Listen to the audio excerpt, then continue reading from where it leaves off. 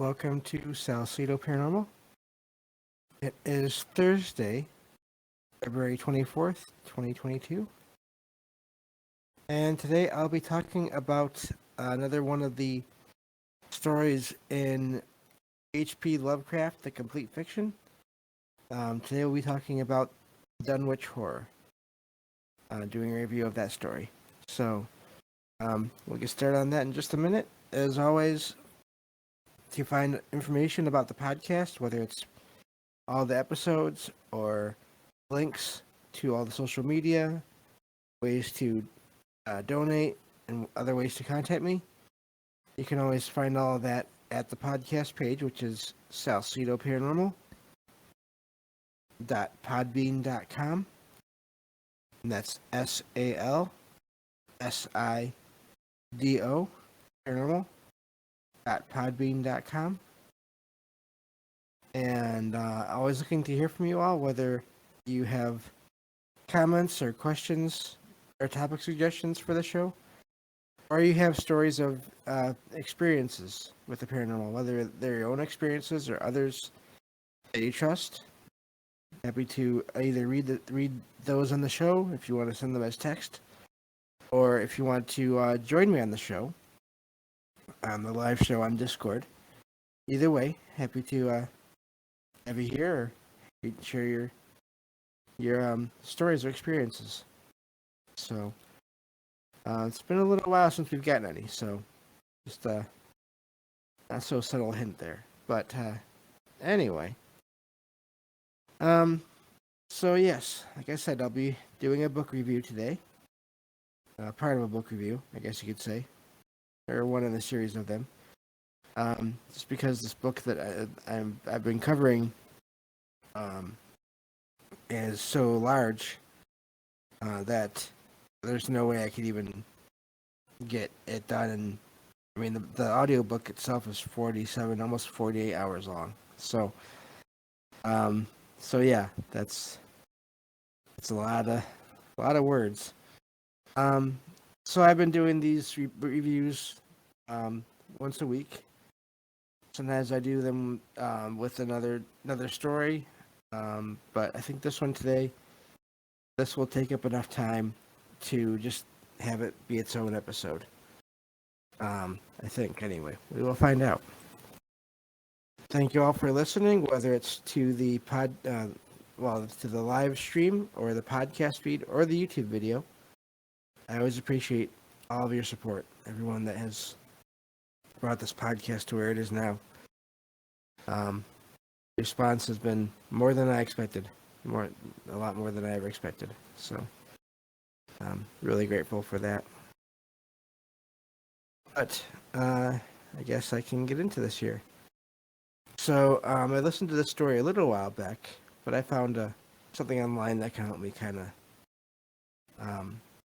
revisit it and hopefully try to summarize it. There may be spoilers, just so everyone knows. If that's something that's really important, you're welcome to skip this episode or until you read the story yourself. Just a note, as always, there's spoilers are possible. I'm still getting used to the review process, and I don't want to ruin anything for anyone, but my mind tends to just go with these things. So just a fair warning there.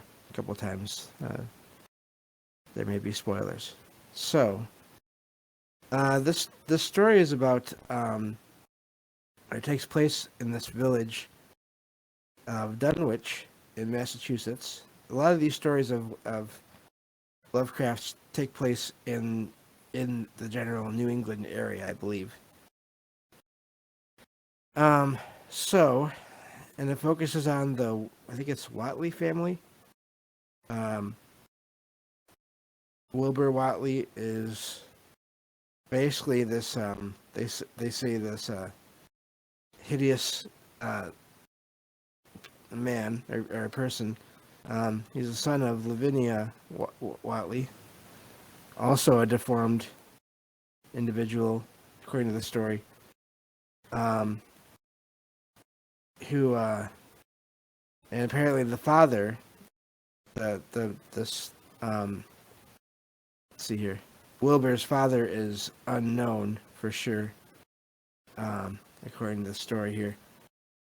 Strange events happened around the time he was born, and he also this boy matures and grows up to be a man, at least the size of a man, within a decade, which is odd. Pretty sure that doesn't happen too often. So of course the other local families in the area basically don't want much to do with this family. And apparently animals are not too fond of the family either. Apparently because there's this inhuman odor coming from him and makes the animals not want to be near him. And apparently another member of the family that's there is his grandfather, who is apparently a sorcerer, who starts to teach Wilbur various aspects of the occult and rituals, and so that begins also at this time. So let's see here. Around this time also, as this boy is growing up abnormally fast, the grandfather, they call him Old Watley, starts buying more and more cattle. But the number of his herd never goes up, and the cattle that are there in his fields start to appear with severe wounds that are open. So apparently, Wilbur and his grandfather have found or summoned, it's not really clear, an unseen force at their farmhouse, and year by year this being grows to monstrous size, and no one ever sees it, but it goes so big that the two men have to make changes to their home, basically so that this thing needs more and more space, and it kind of crowds them slowly but surely out of their own home, or at least to the outer edges of it.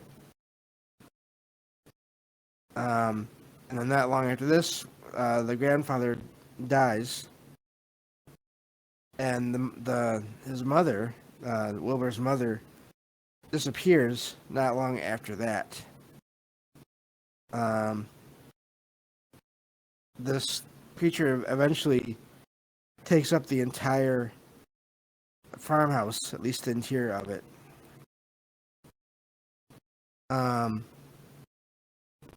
So at this point, Wilbur goes to a local university to get a copy of a book that is mentioned a lot in Lovecraft stories, the Necronomicon, and it's only one of the handful. This library of this university is one of only a handful around the world to have an original copy of it. Apparently, there are spells in this book that Wilbur can use to summon the old ones, who are present in a lot of Lovecraft stories. Again, a lot of these are connected in strange ways, and refer to these old ones. So let's see here. Because Wilbur's family has a copy, but it's damaged and is missing a page that is needed to open that door to let the old ones in. I almost said loved ones. That's not quite right. But when he gets to this university, when Wilbur gets to this university, the librarian, Dr. Henry Armitage, refuses to give the university's copy to him, and also sends warnings to other libraries that they should not help Wilbur either. So eventually, Wilbur breaks into the library at night to steal this copy. But he is met by this guard dog that is basically driven crazy by this strange odor coming out from Wilbur. This guard dog attacks and kills him, which is apparently not usually what the dogs are supposed to do. They're more like just guard dogs. They're not supposed to actually kill anything or anyone. Armitage and two other professors arrive, and they see that Wilbur isn't even quite human anymore. There's more different animal-like features to him. But the strangest thing about that is he starts to melt away. The body melts away before any authorities can arrive to examine it. So that's quite the odd thing that have happened there. Let's see here. So that's, let me see. I think I missed a pair. Okay, there we go. Lost our spot. With Wilbur dead at that point, no one is there at the house that he had lived in to basically mind this strange presence growing in the Watley farmhouse. And so eventually, one early in the morning one day, the farmhouse explodes. And there are sounds and evidence of a giant creature that rampages through Dunwich, cutting through fields, trees, and basically everything, leaving huge prints on the ground, like footprints, even though they're not feet, but basically prints on the ground the size of tree trunks. So whatever this is, it is massive. The monster eventually goes into inhabited areas and kills two families, several policemen.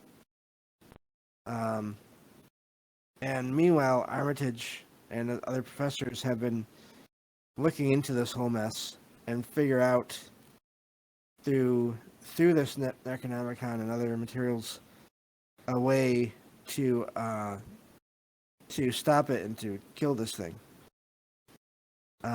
using various incantations and magic powder that makes it visible just long enough to see it. Basically, that doesn't make sense, but anyway, basically, this powder makes it visible long enough for them to figure out how big it is, and then to track it. And of course, seeing this thing, there are other people that go with these three professors, and they can't believe what they're seeing, obviously. Apparently this thing is as big as a barn. And it talks, but no one can understand what it's saying. And then it screams for help from its father, who is apparently one of these old ones, I believe, or something similar. But it screams in English just before the spell that these professors cast, and just before the spell destroys it, and it leaves a huge burned area. And apparently, all this time, it turns out this was not just a monster just from another dimension entirely. It was Wilbur's twin that looked more like the father than the mother. And that's basically how that one,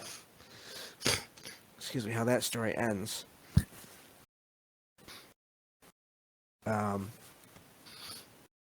So that's very interesting. It's quite the revelation there in the end. I remember listening to that and just being really surprised. So, but yeah, I'm just trying to think of other books that are similar to that. Hello, APOC. I see you there in chat. Thank you for coming. But that was an interesting story. Quite the if you consider the times, I mean, that the story was written in, which is the early beginning part of the 20th century. That is quite a lot of these stories. I don't know if they come across to some people as this or not, but they're like a mix of paranormal, but also sci-fi in a lot of ways. I feel like, so that's one of the things that I like about these stories is they're an interesting mix of that. So, but yeah, that's basically that story. Unfortunately, I didn't really come with any other stories. I guess it wasn't going to be as hard to review as I thought. But I guess I could talk about. There was one other book series. I guess I could kind of go into it a little bit here today.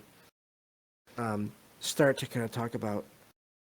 At some point soon, I think I'm going to review the Odd Thomas series of books by Dean Koontz. Because they're more like paranormal adventure stories in a way, mysteries. But I've been thinking about it, and I would like to get into that maybe starting next week. And interesting. APOC says The Orphan is a great book as well. Just caught the end of the story, but sort of reminded me of Orphan. Okay. Yeah, it's really interesting how all these books can be tied together in a way. I really enjoyed examining this H.P. Lovecraft book so far. All the different stories in it. So, but yeah, that's basically for that one. Okay, I have the time here. So, I've mentioned already that I like Stephen King. Like I said, I'll start reviewing Odd Thomas pretty soon. So I know I've reviewed the Tommyknockers, and I believe it was Duma Key. Other one that I thought of. This is kind of going back to I believe last week's show. The idea of, and it's something that comes up with Lovecraft as well in a way. The idea of writers, basically, and artists having this connection to this other world, or these other dimensions, is another one of my favorite King novels. Is Bag of Bones, because it's kind of a mix of that, but it's also has connections to basically like a ghost story in a way. But yeah, I don't feel quite. Maybe I'll do that one next week because I don't feel quite like I can just do a review on that one off the top of my head. So I guess this is going to be one of the shorter episodes here. I apologize for that. I thought that it was going to take a lot longer to review that one story, but it didn't. But again, tomorrow night is going to be fun. That should be a longer one. Much longer than 20 minutes, I'm sure. excuse me. Because I'll be joined by a guest, as I mentioned earlier this week, Jen, and we're going to cover Beetlejuice. Been looking forward to this now since we kind of decided to do it over a week ago. And it's funny because it's kind of been coming up on other shows this week and other conversations, even without everyone knowing that that's what I was going to be doing here on tomorrow. So that's kind of funny to me.